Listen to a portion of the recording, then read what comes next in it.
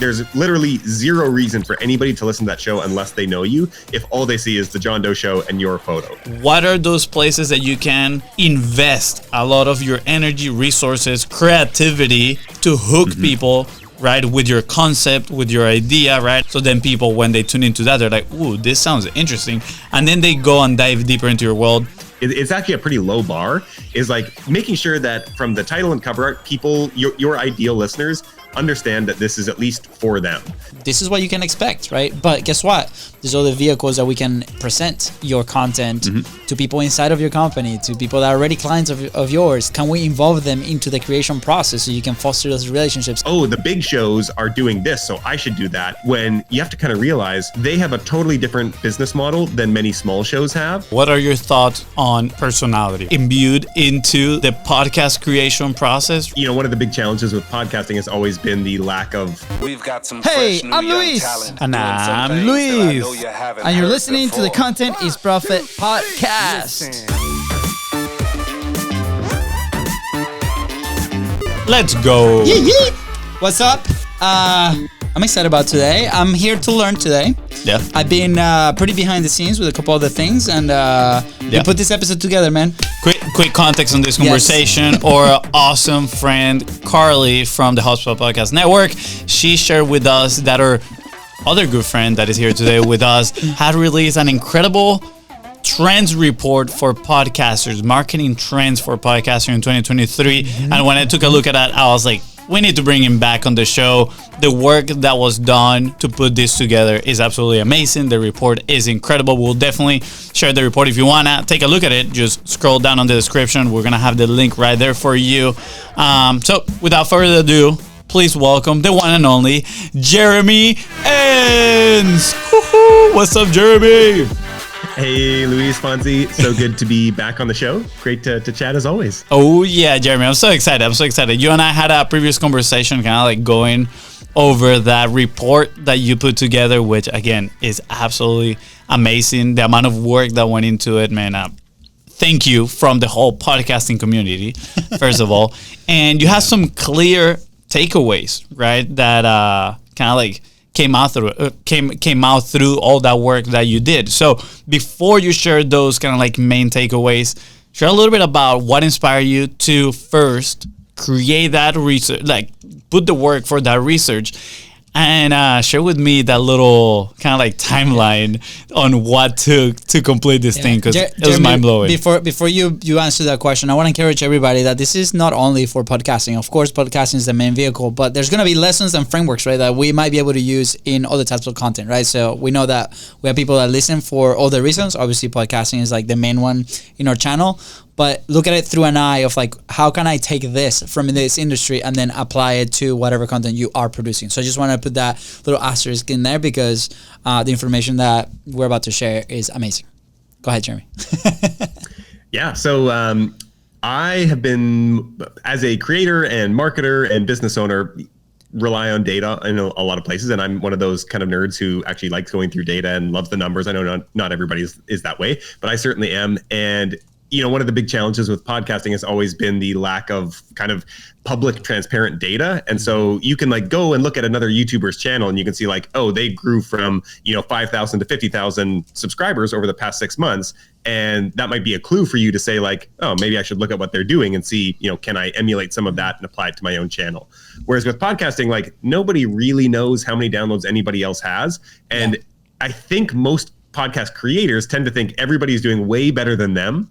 And a lot of people, like, you're looking at these people who seem like they're doing a really great job with the show. And so you're like, oh, I'm going to copy their social media strategy or whatever. But you don't really know if what they're doing is working. And so for me, I was like, okay, it's really frustrating as a creator to be able to not understand who's actually doing well, who should I be emulating, who should I be ignoring. And so that was kind of the big reason for me. And then one of the other things was just kind of from a benchmark perspective of, I've had a production agency for a long time and now work with people on the marketing side of things. And I was always just curious. I would collect data from my own clients and students and just kind of see like, what is the typical month over month growth rate that somebody should be aspiring to, or like, what is good essentially, because nobody really knows.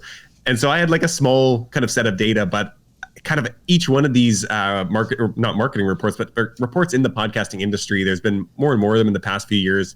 And I would like go through them. And every time I would get excited about them, I'd read through the data, and then I'd just be at the end like, is there anything here I can actually like do with this? What's the conclusion, right? Really? It's like, really?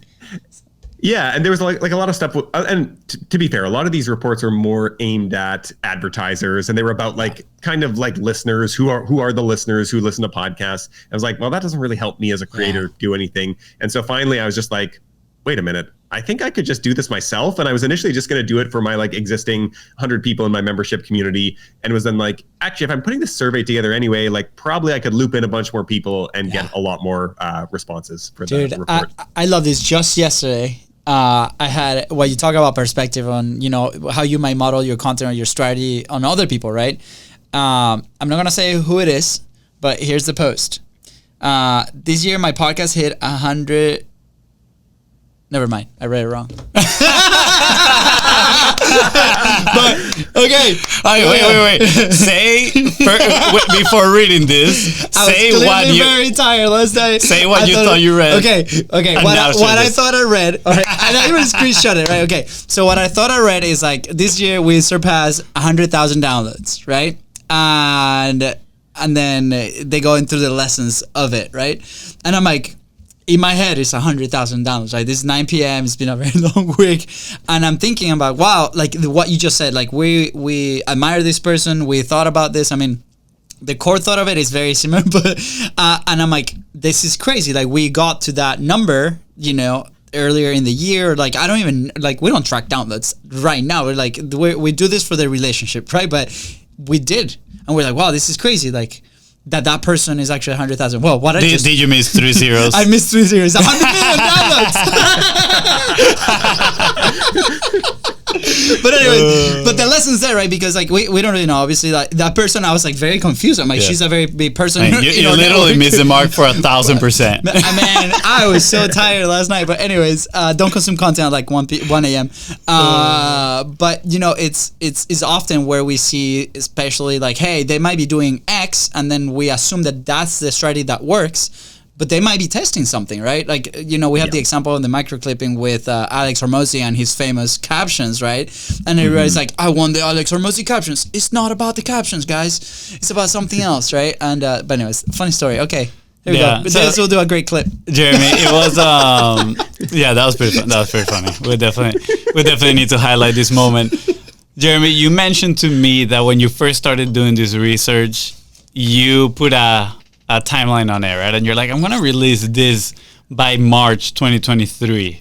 And then you released it in November 2023. And, before we go into the top lessons that you got from this report and from doing this study, I just want to highlight first the dedication, man. It's like from March to November, it's a very long time to easily get discouraged, quit the project, just put it aside, right? And sometimes we tackle these big projects, and I would argue probably that more often than not, people just, put them on the side and don't finish them. And I'm curious, man, what drove you to finish this, right? Like, what made you complete this report and share it with everybody?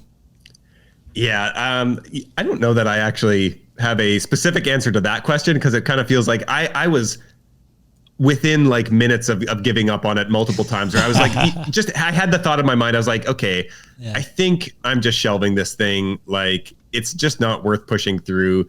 And I don't know what changed. I think then I would like have a weekend where like, so essentially what happened, like I did all the research, got all the responses early in the year, and was intending to release the report April, May, something like that. I think it was May.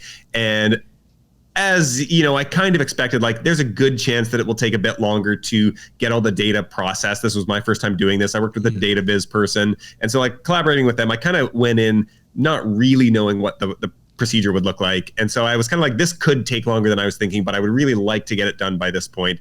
And part of the reason was that I had a launch coming up like 2 weeks later. And so it's kind of like, this could work out really nicely where I could like get a bunch of exposure and get this report out there, have a bunch of visibility, and then I'm going to be doing this launch for my program. This could all work really nicely together. Yeah. And of course, then like the report gets pushed, it doesn't get done in time.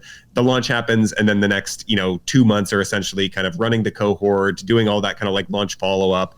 And so now we're getting into the summer, and then there's, summer stuff like traveling, visiting friends and family, all this kind of stuff. And it just got pushed and pushed and pushed down the road. Yeah. And I think like coming back into September, I was kind of like, okay, if I can't get this done by the end of the year, there's no point publishing it. If I can't get it done by December, like I think that's too late. It's getting into the holidays. So I was kind of like, I'd really wanted to get it done kind of in September, October was my initial plan. Yeah. And then I kind of, my schedule eased up a little bit. And I was like, okay, maybe this is doable. But then I think I did another launch in there. So I had a bunch more like client stuff to do work with people. So it kind of just kept getting pushed. Yeah. And at some point, I think it was mid-November. And I was like, okay, my schedule's finally clear. I'm just going to like only think about this on the weekends. And I know myself, whereas like where at the stage I was at, I was like, really what I need to do is build the website. Yeah. And it's like, it's a pretty designy website, and I'm a pretty good website designer and builder at this point. And I was just thinking about this, and I was like, oh man, this is a lot of work to put into this. It feels like I'm really close to the finish line, but I know I'm not. And so I was just kind of at this point where I was like, is this worth spending, I don't know, like dozens of hours putting this website together, maybe 20 or 40 or 60 hours. And I was like, is it really going to be worth it? And at this point, I'd sunk so much cost into it that I was just like, I don't know. You kind of sour on it a little bit, and you forget like what inspired you in the first place. Yeah. But I kind of knew like, okay, I know myself. Once I actually get building in the website, I'm going to have a lot of fun. And so if I can just like get a rough, a few things out there, then it's going to be fun. And I actually did that. And that's how it kind of turned out, where I was like, okay, then there was a few weekends where I was just like looking forward to actually working on the website, seeing it come together. And so by the end, I was like at this point before I committed to building out the website where I was, it's getting into end of the year time. And I was thinking, I think this is going to be the one big mistake of this year was taking on this project where I spent so much time on it. I spent several $1,000s hiring people to do data viz and stuff like that. I spent tons of time myself on this. Absolutely. And I don't think it's going to be worth it.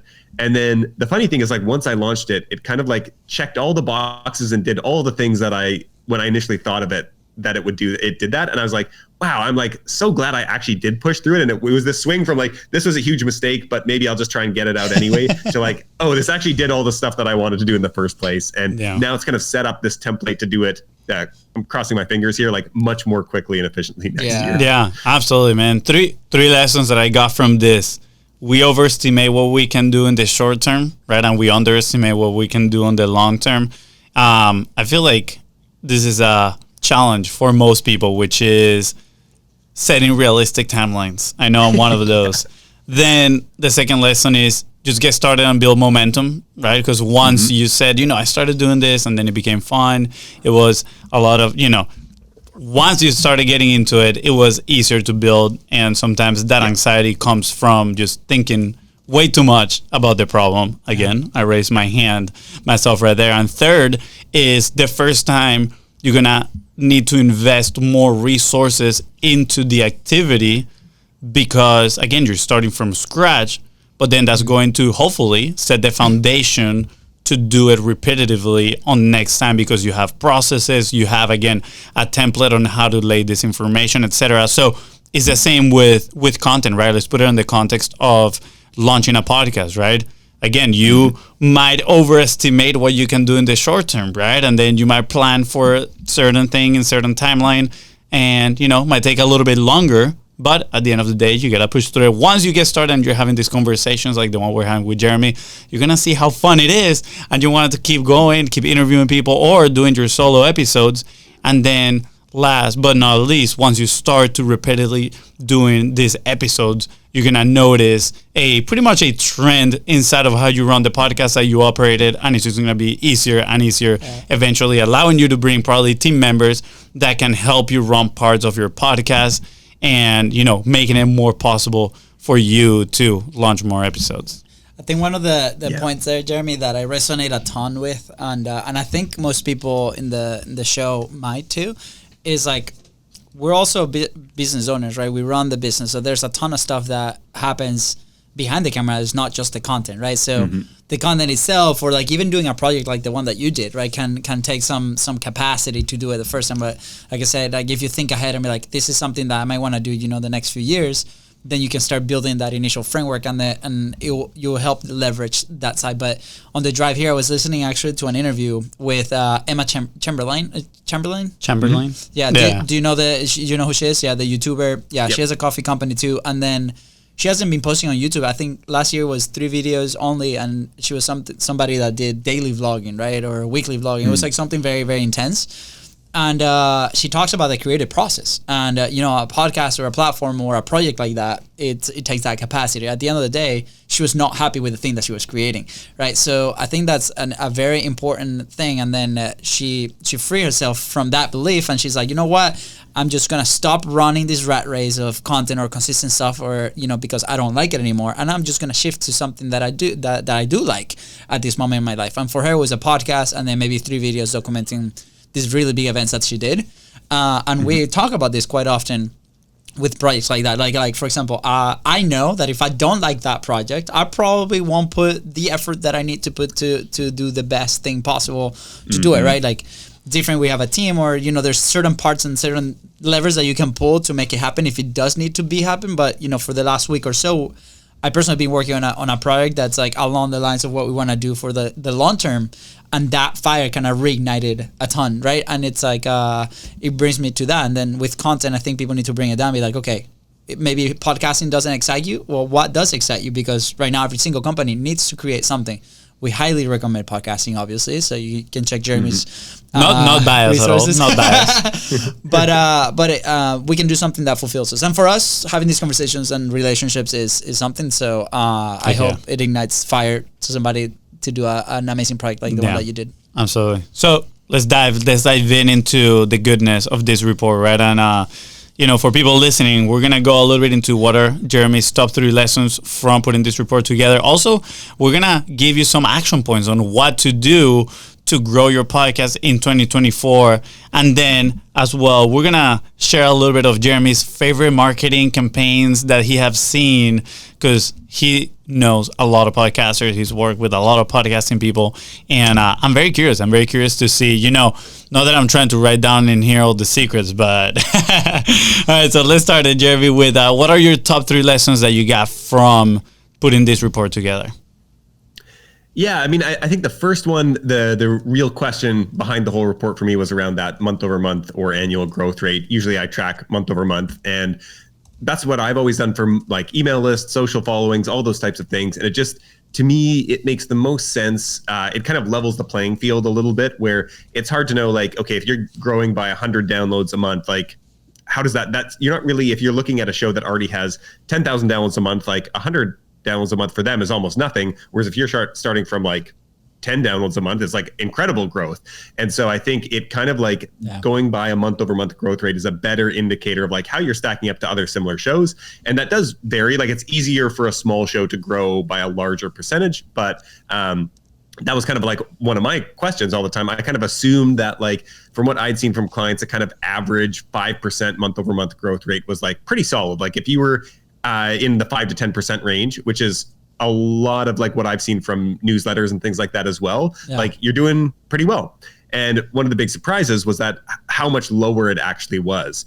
And so keep in mind, like the survey data here is all active podcasters. So one of the things with a lot of the whole podcast industry surveys is that they count a lot of like dead shows essentially that haven't published in years sometimes. And so this was interesting that this was like all shows that were actively publishing throughout the year. And actually with this number, it was the full 12 months straight. They had 12 months of publishing data that they submitted, and the average was only 1.6% per month growth, which is like, you start thinking about like if you have 100 downloads, let's just say 100 downloads an episode.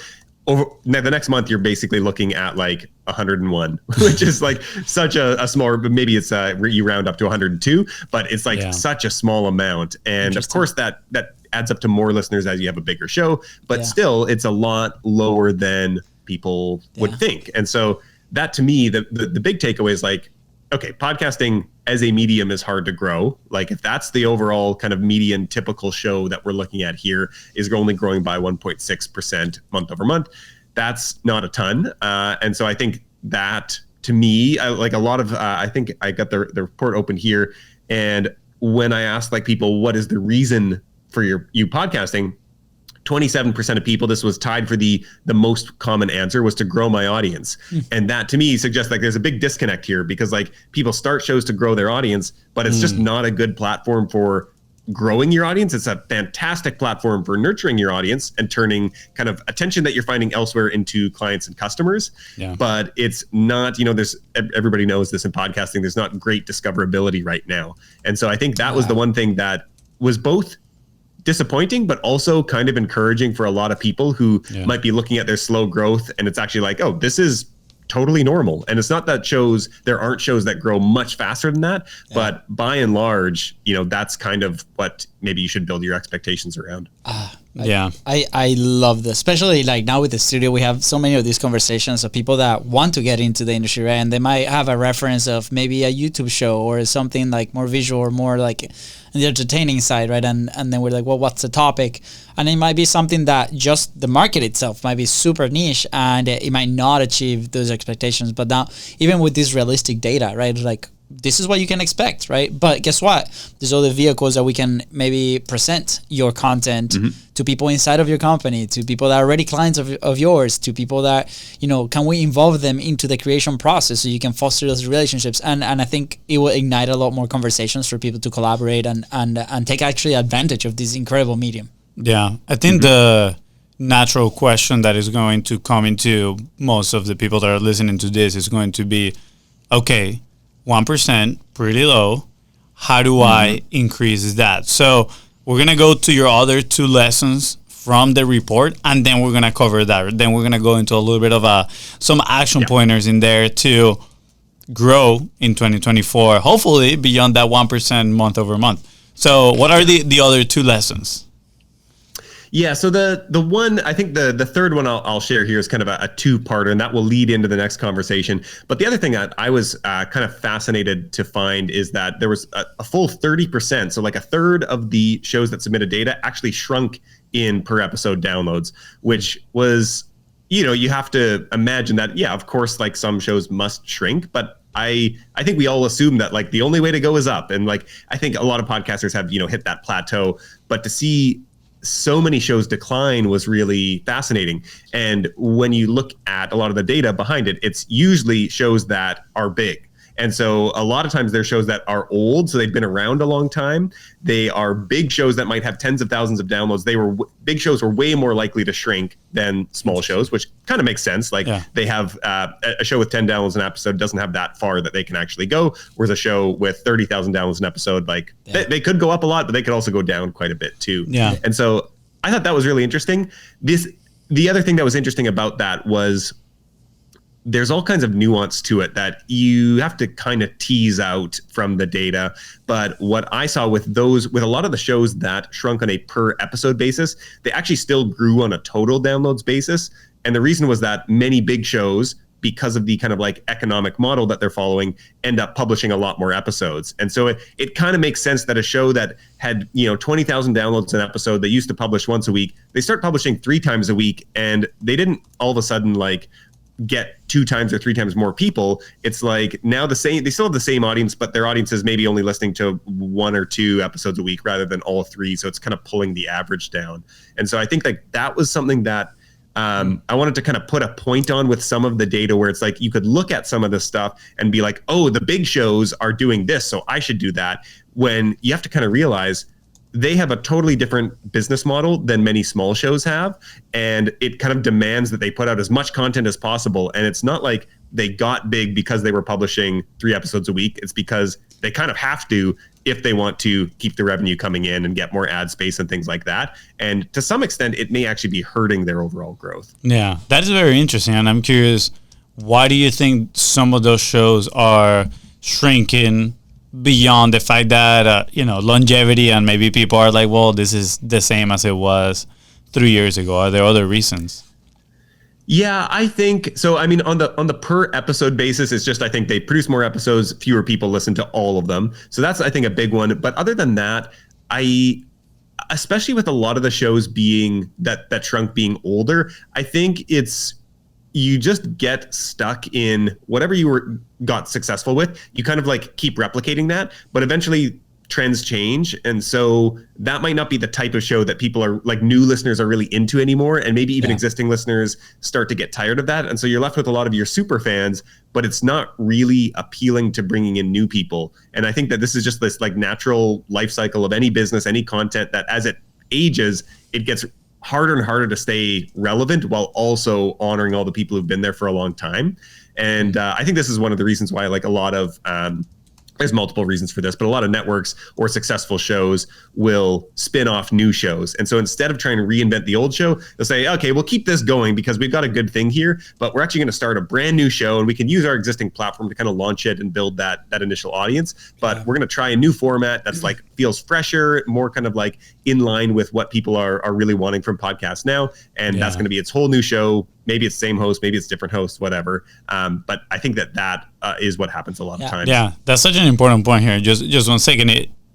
I've seen that a lot with like Wondery networks, like Wondery, that they do this very high quality podcast, and maybe they have some like Business Wars that has been running now for a while, and it's absolutely amazing. But every season kind of has that element of novelty, right? Because they're picking two new businesses, putting it against each other. But then you have series, right? And kind of like the Boonga Boonga, right? That was more of like a limited story about one person. Oh, that was so good. And then they use that to promote their app and other shows inside of the network. So they're kind of like, what I'm imagining is like a chunk of listeners that they go jumping from one another, and as they're jumping to one another, they're kind of like dragging new listeners, and collectively they're growing. I think that's a key point. And for the independent podcaster, right, or the business podcaster, I would challenge you to think on like, how can you potentially maybe include that element into your podcast, right? Can you have seasons? How can you include the element of novelty, right? Can you make it, rather than just an interview, can you do like a little bit of a talk show, right? Can you have the spinning wheel with prizes and challenges? I don't know. Like, can we do something different? I think it's a fun question to ponder about. Yeah, and I think maybe like that conversation is a little bit harder to have when you have like a long format show where people are investing a lot of resources right into this. Like they might be thinking, like, I mean, we've sat down a few times and we've dream about like what's the evolution of Content is Profit, or the Two Brothers show, or the soccer show that we want to like. There's all these spin-offs like within the network that brings out maybe your personality or a way to look at things. Maybe it's not us hosting, but it's somebody that we admire and that we want to have him in part of the network, and it's part of our roadmap internally, like as a company, to start doing that. And I remember when I first started listening NPR, like this was like 5 years ago. Podcasting wasn't even like a thing in my head, right? It was like this thing that I had to listen while driving to training soccer kids. And Planet Money was one of my favorite shows that I would listen. And then they did the launch of The Indicator. And the difference was Planet Money was about 30-minute show documenting like an experience and these like trends. And then The Indicator was, the concept was, we're going to debrief like this one number of things that happen. So, inflation goes up 9%, for example, then they will do that for like 10 minutes. And it was like a very small show. And then both of them still exist today. But then they've also released along that line of thoughts, like different things. So it's like these subsects of content. And we see that a lot with micro content, right? Like with people on TikTok, on Reels and different things, that they have like these themes of clips that they do, like interview clips, or they do reaction clips, and they do behind the scenes stuff, or they do voiceover over like somebody executing an action, right? So that's their way inside of that specific platform of how to do that. So the format is these different things within the same framework. Like how can you do that for podcasting? And I think that's an interesting challenge for a lot of companies, because they see this medium as like just one of those elements, but within that channel, you can do so much, right? You could have your internal podcast, you could have your outside marketing podcast, you could have a sales indoctrination side.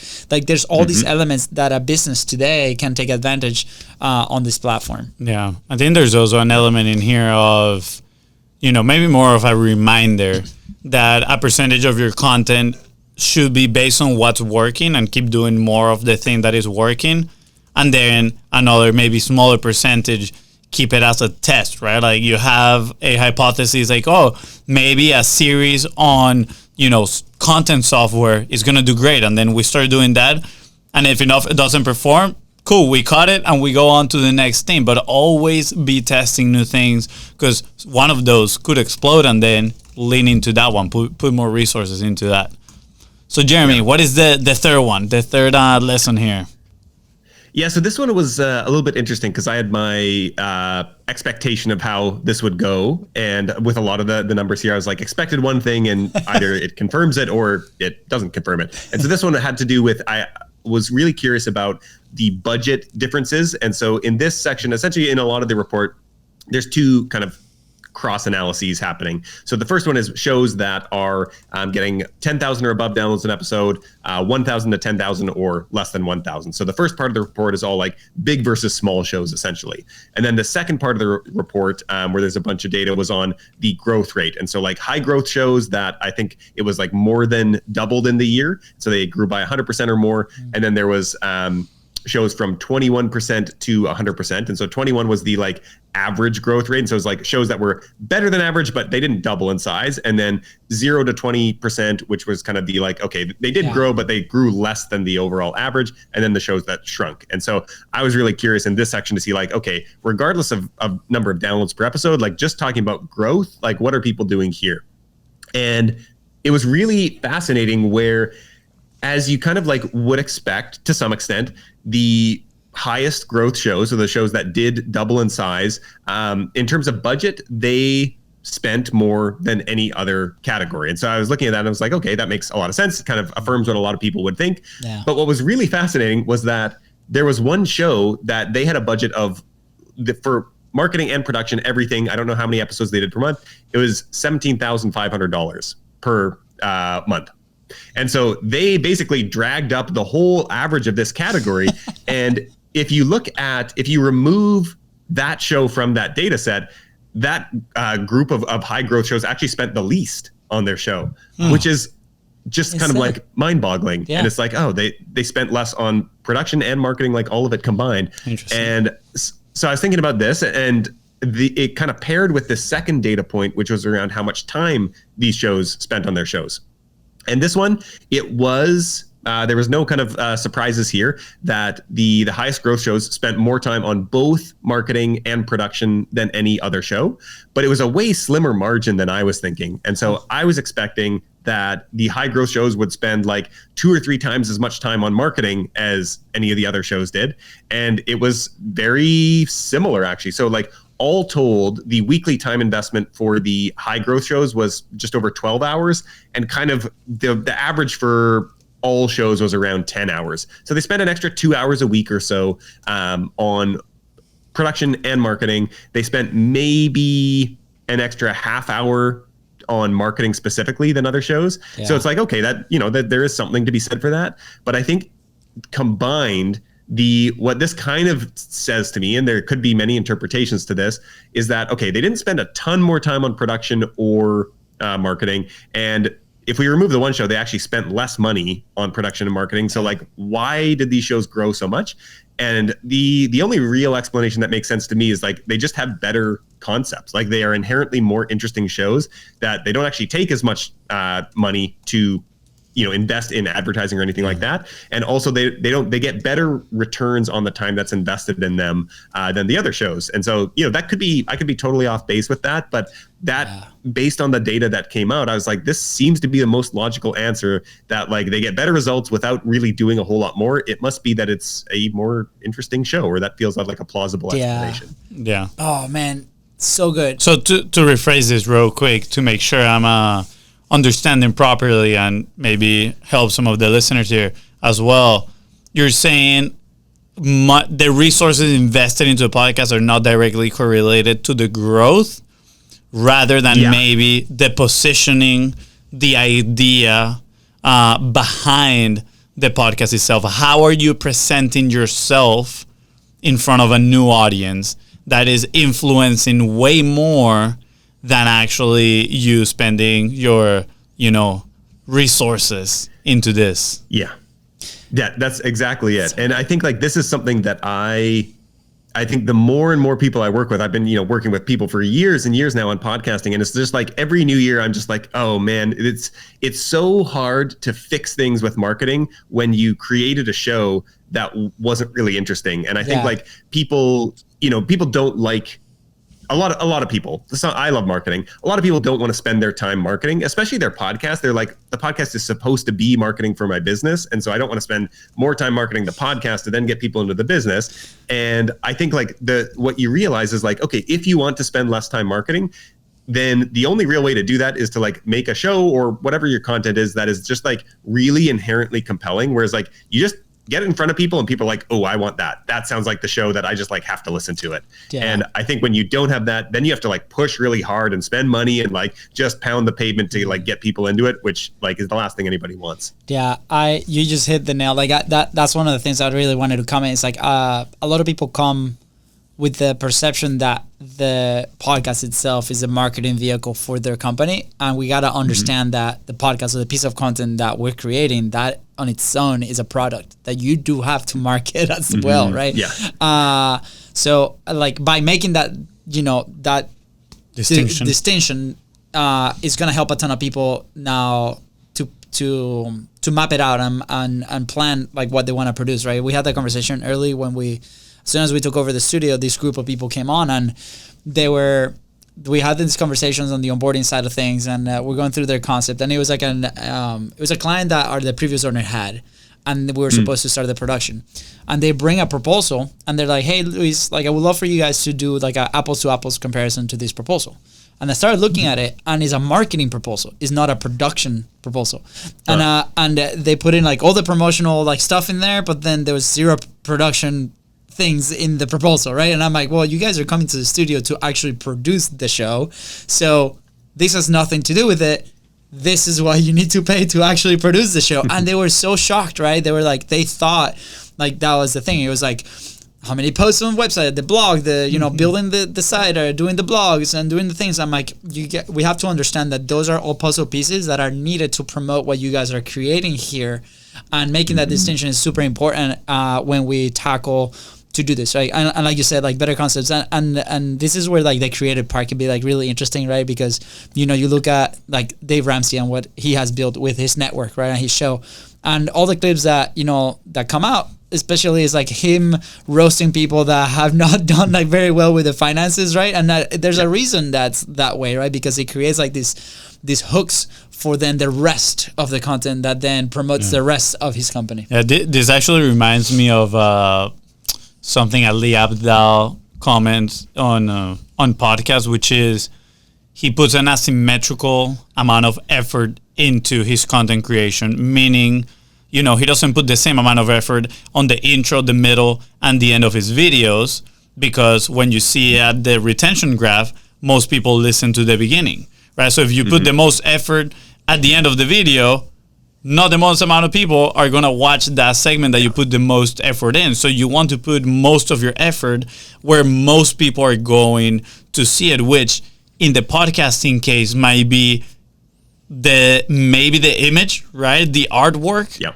And the podcast description, maybe the podcast trailer as well, right? Like, what are those places that you can invest a lot of your energy, resources, creativity to hook people, right? With your concept, with your idea, right? How you are positioning yourself, your podcast. So then people, when they tune into that, they're like, ooh, this sounds interesting. And then they go and dive deeper into your world. That's not to say you're not going to put any effort on what comes next. Of course you need to.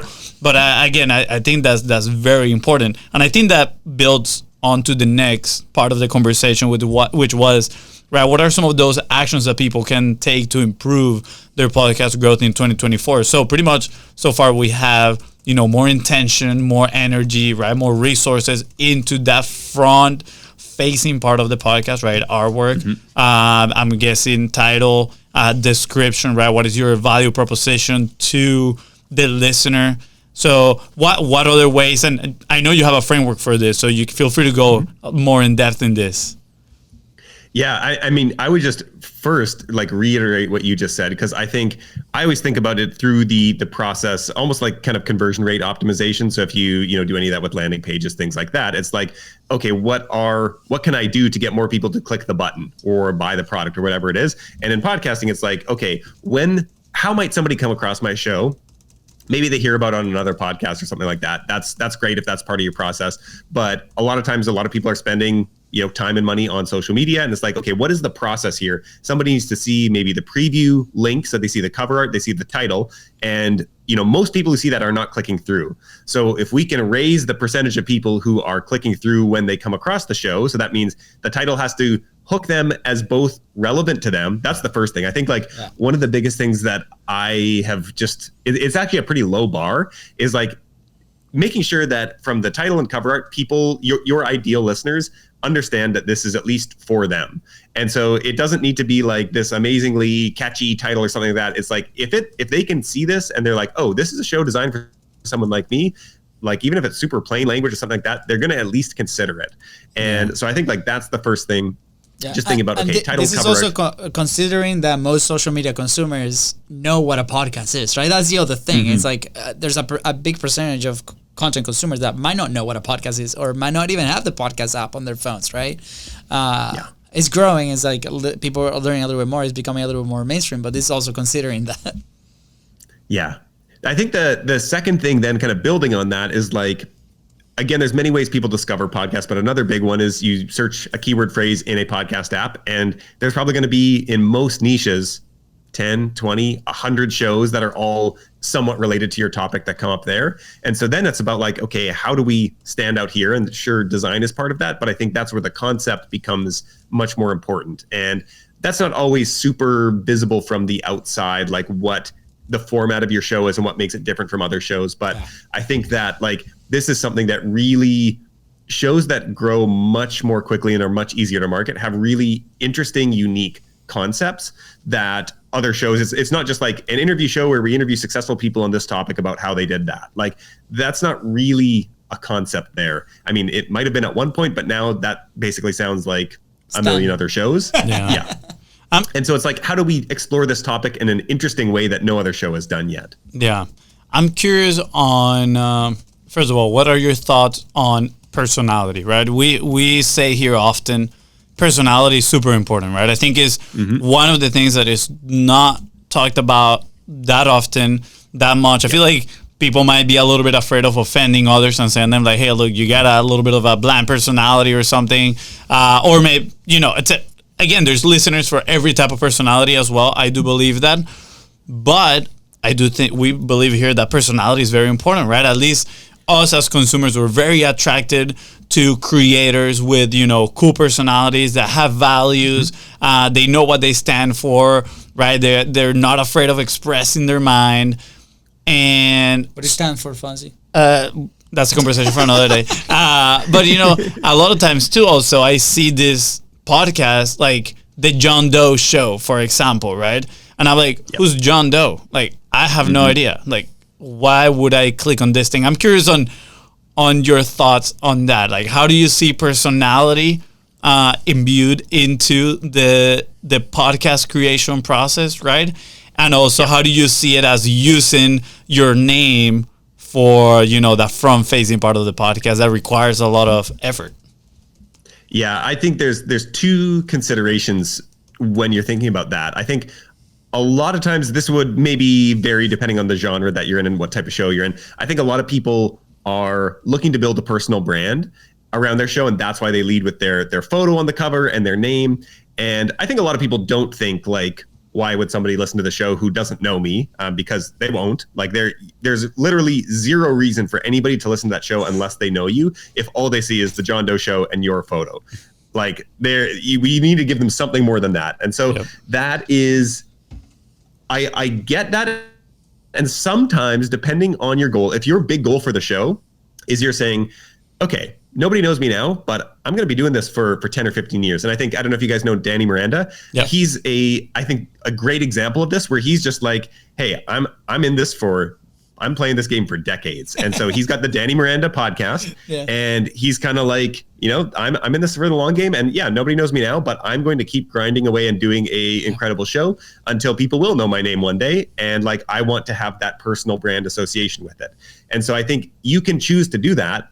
And you just have to say then, like, okay, if anybody's going to listen to the show, they're not going to come through search results or me coming up there. Like, I'm going to have to find these people elsewhere.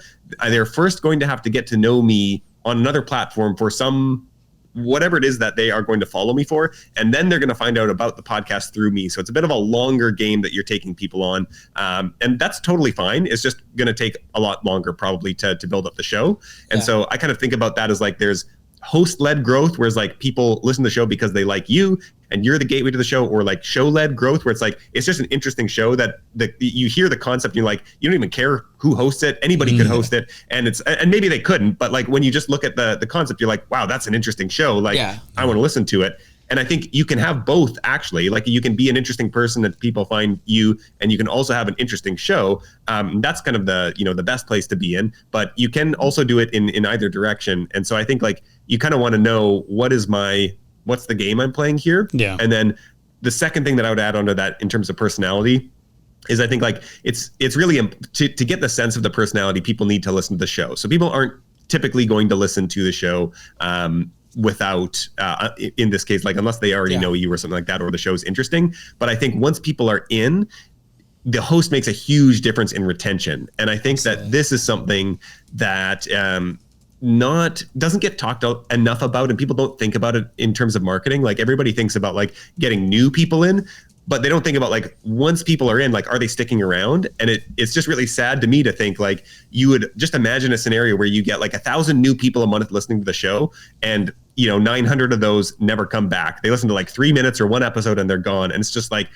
wow, you spend all this effort getting these 1,000 people in, and you only are left with 100 of them left. Like, if you can improve the quality and the retention of the show, like, you're going to get way more out of your marketing efforts, and you could drastically accelerate your growth. Yeah, it's like, is the bucket leaky, right? Like, we used to talk about this like all the time with the studios. It's like, we used to have, X amount of people coming in, but then if that percentage of, they're not liking the classes, they're not liking the fitness, coach or whatever, there might be a reason. And I think that's a great opportunity for you to learn, more about your show and start, patching those. And I think a lot of people might be scared to have those conversations, right? Like, as soon as you see that, you might perceive yourself as a creator that does it really, really well. Maybe you're an expert in your field, right? And you know the topic, but maybe that's not entertaining for people. Maybe people don't want to consume that information in that way. And I personally think a lot of people are scared to face that feedback. And and that's part of like why and I've certainly been in that position where it's like, man, like, this took us so much effort, so much resources, so many resources, like, we're consistent finally, right? Like, crap, like, am I actually that person that can actually go and look at this feedback and learn from it and then continue to evolve, right? And that's, I think, as a creator, a lot of people are faced with that. For a business, depends on like who's the face of it, but I think it's important to go and look at that information. Yeah, this reminds me also of a comment that Shan Puri made, one of the co-hosts from My First Million. He mentioned that people will come to the podcast because of the topic, and they will stay because of you, right? And I do agree. There are some podcasts that I listen to that I don't really care who the host is, right? And you can tell they're a highly scripted show, like, it has a lot of, effort in there. I think the host might be maybe picked because they have a good voice. Who knows? But the shows that are more conversational based, interview based, guess what? The personality is a huge, huge factor. And the ones that I see myself coming back to are people that I'm drawn to, that I want to learn from. I like their personality. I like their jokes, whatever it is, right? So I do agree a lot on, putting this effort up front to position your podcast, get people to find you, but then your personality has to captivate people somehow, or the way you're leading the show, right? Now, we recently had a review that they definitely didn't like us. Yeah, somebody didn't like us. It's okay. We still got an episode. We have an episode ready for you. Yeah, we got an episode pending on that. So, Jeremy, we talked about improving podcast growth through putting this kind of like asymmetrical effort front. Any other things that people might consider to improving their growth on 2024? Yeah, I mean, I think like the big problem with podcasting growth is friction. And so like getting people into the show. And so like we kind of talked about the cover art, title, description, all that kind of like first touch points that people have, that's going to reduce the friction that it takes to get somebody in. But I also like to think about like, how can we use other mediums that have less friction? And so like thinking about a lot of people I talk to, like they're out on social media, which is great. It is a discovery platform on most social media platforms. And so they are getting more attention there than the show is probably getting on its own. But they're like they're playing on hard mode where they're like trying to get this like really kind of like short attention spans that people have on social media and immediately turn that, like send people to the podcast.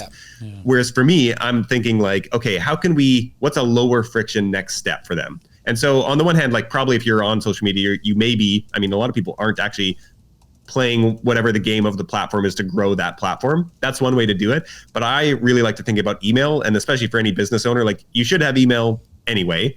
And so thinking about like, okay, I'm going to go out and get attention. It's way easier to get somebody to sign up to my newsletter or a lead magnet. That's something that you can like go, it takes like 30 seconds to like, oh, that sounds interesting. I'm going to go submit my email. And now I don't need to do anything else right now. I know it'll be waiting for me in my inbox whenever I'm back at my computer or whatnot, or next Wednesday when the newsletter comes out. And so then you can do this many ways.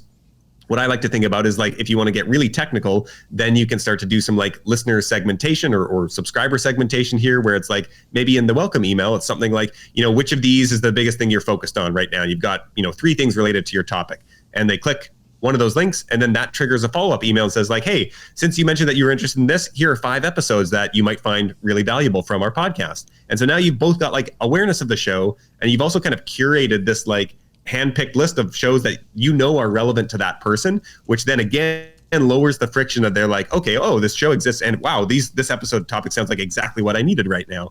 And so I think that it feels like there's more steps in getting people to the podcast. It feels like the most direct method is like, hey, I see someone on social media, go listen to the podcast. There's nothing in between, but I think it's actually, I never thought about it this way. It feels like close in like one axis, but there's this like height level too, where it's like asking them to like jump up this mountain, where instead you can get them to go up these stairs around the side. Oh, this is a great new Epiphany metaphor. Moment. I'm gonna be like, yeah, you think this all the time now. Yeah, no, I love this. And this is one of the things that we like, that is very present in our every day. Like people consume content in different ways, right? Like, there's a stat or a post going around where it's like people don't consume long form content, right? And you're like, well, actually they do. That's why Netflix and Hulu and all these like Disney Plus exists, right? You still consume long form content, right? But the issue is like a short form content consumer, they're trained to look at 60-second clips, right? For example, right? The transition, like you said, is there's a lot of friction to go from that, and they might not even know what a podcast is. Like for them, the perception of visual content is maybe I have a YouTube podcast, right? And a YouTube or a video podcast is very different than maybe a audio only podcast also. So, we see it with, my dad thinks that a podcast is something that I have no idea what it is, right? Like he sent us to say, we're very proud of him, he's publishing, right? But the perception on the product is very different. So we have to clearly define, well, what is a podcast, right? Or what is a video podcast? And then how do you promote that? And I think that education gap, in the consumer is very important to consider. And I love how you put it, like, what's the lower friction next step? Right. Yeah. And I put it in bold here for us to go and revisit, right? Because it's so important. And sometimes we don't think about those things because maybe short form is very hot right now and is like attracting some eyes, right? It might not be the best medium for you to actually promote the show. It might be able to achieve like brand awareness, right? Consistency on other platforms, right? Be present in those platforms, but it might not specifically be the best to go do that. Like in our example, every time we go guest, that's where we get the most amount of attention for a podcast, right? Because podcast listeners listens to podcast. So they immediately on their app, they're like, oh my gosh, this is great. Like, let me go check these guys out. But then on social, right, you have the 1%, transfer rate or 9% transfer rate. Like, we don't know. Yeah. So, Jeremy, we have, I want to transition to the last question here. But before that, I'm so curious, actually, since we started talking about premises and hooks, right? How to present the show, my mind went like, how would Jeremy present content is profit based on his experience, that he's been on the show. So you can riff, whether it's good or bad, it's all good.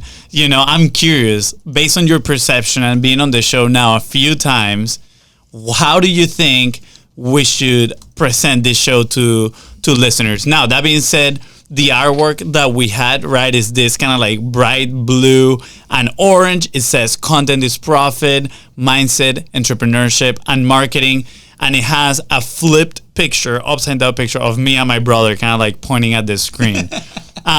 When we did that, we were like, whoa, this is different. It'll catch people's attention. It kind of like has worked for a little bit. I think, it does catches people's eyes, like, who are these weirdos that are upside down?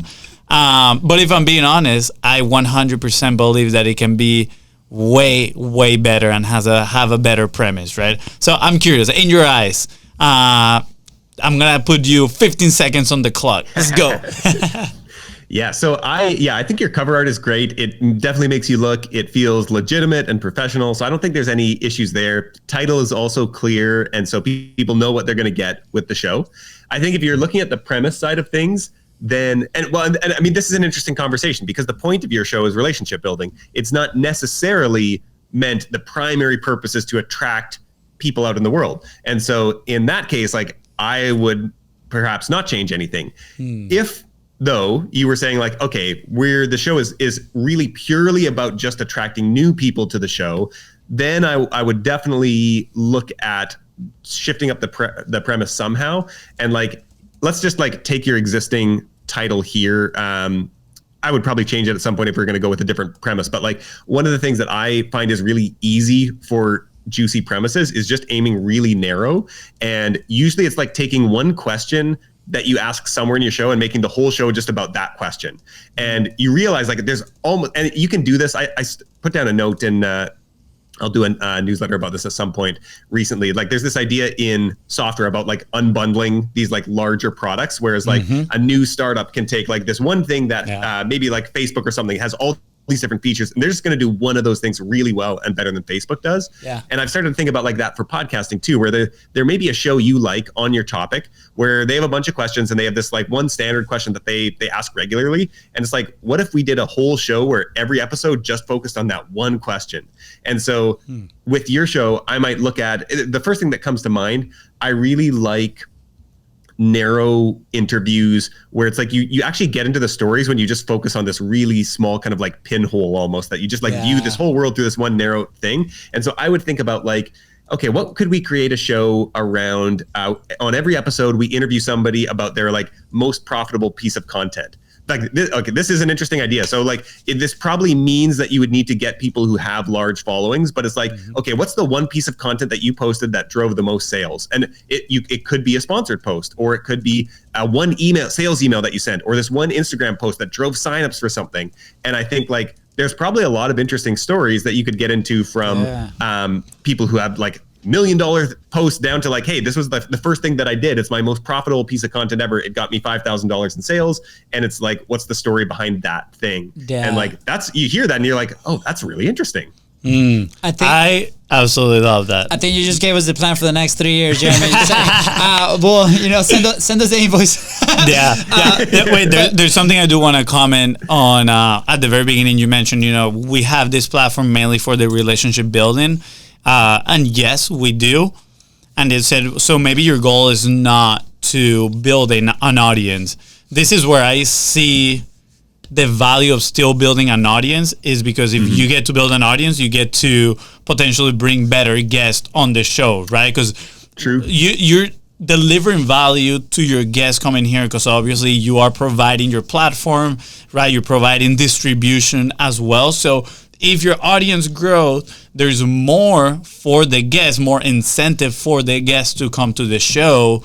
So therefore, I think, they're kind of like intertwined a little bit. Yes, you can have one where you don't really care that much on the audience. And I think maybe the first couple of years, that was a little bit of our point. It was like, let's not look at this to not get discouraged at all. Let's just focus on building relationships. Once we joined HubSpot, right, and the HubSpot Podcast Network. The premise was really that the fastest path to cash, because we did have a business. We had to feed our, the families and so on and grow. But then when we got to a point where HubSpot came in, HubSpot came in, so we decided shifted. We decided, okay, well, we gotta grow the audience a little bit, and then also we see the relationship between audience and better guests, right? So you get to build better relationships, get to tap into now new, more powerful, quote unquote, networks, and I think it's a win-win situation for everybody, right? It's a win obviously for you as a creator, because you're bringing awesome guests like Jeremy right here. It's a win for the guests because now you're exposing them to a whole new audience, and it's a win for the audience because they get new quality conversations that they get to listen with incredible guests. Yeah, Fonzie. Good job. Jeremy, this was so cool, man. We have to go hang out in Barcelona. That's where you are now. But and I think you did an incredible job with this report. Thank you for breaking it down with us. I think it's so interesting. Like you mentioned at the beginning, like there's all these other reports that are more like industry reports in general, like for people that are outside of podcasting. They're like, oh, this is interesting. But then once you're in here, right, actually create and be like, how do we actually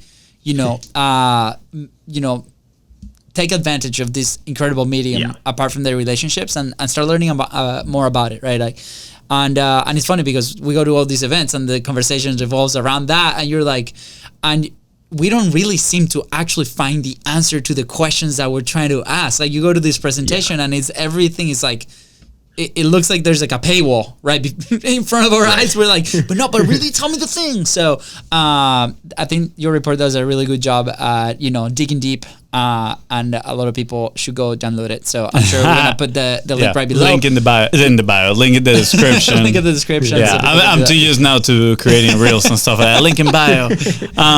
Jeremy, well, I wanted to dive into it. I said it was going to be a short interview, and now we've been going for an hour here. I don't want to take too much more of your time. You know what time is in Barcelona, man? I know. Also, Barcelona. Oh, true. I forgot. This is like 6-7 hours ahead of us. So, all right, to wrap it up, because we already asked you in previous episodes, kind of like the question that we ask everybody, but I'm curious on what have been some of the most either creative or best, marketing efforts that you've seen some podcasters do. And let's rephrase this. What are some of the best marketing strategies that you've seen on podcasters that have increased that month-over-month growth rate that we were talking at the beginning, that you're pretty much using as, that standard to measure some sort of the success of this podcast, right? So what are some of those strategies that rather bring in that 1% that you find out most podcasters have, and they can increase that to 5-10%, hopefully? Who knows? Maybe 100%. You go from 1 listener to 2 listeners. 100% growth. Yeah. So I think you mentioned podcast guesting before. The two things that come up again and again and again are podcast guesting and cross promotions and collaborations.